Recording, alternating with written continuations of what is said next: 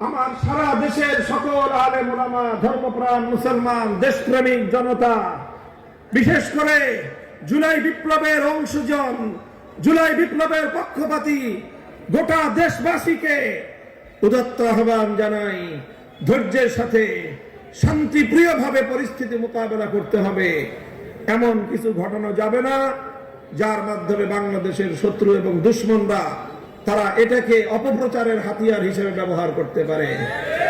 ইনশাআল্লাহ আগামীকাল বাদ জোহর মানিক মিয়া এভিনিউতে বীর যোদ্ধা, জুলাই যোদ্ধা, বাংলার অকুতভয় বীর সৈনিক শহীদ ওসমান বিন হাদি, শরীফ ওসমান বিন হাদির নামাজে জানাজা অনুষ্ঠিত হবে।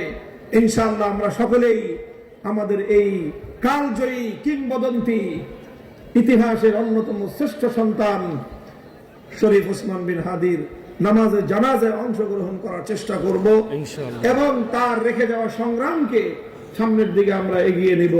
হঠকারিতামূলক কোনো কার্যকলাপের মাধ্যমে এই জাতীয় পরিস্থিতিতে সুফল ঘরে তোলা যাবে না। হঠকারীমূলক কোনো সিদ্ধান্ত আমরা নেব না ইনশাআল্লাহ।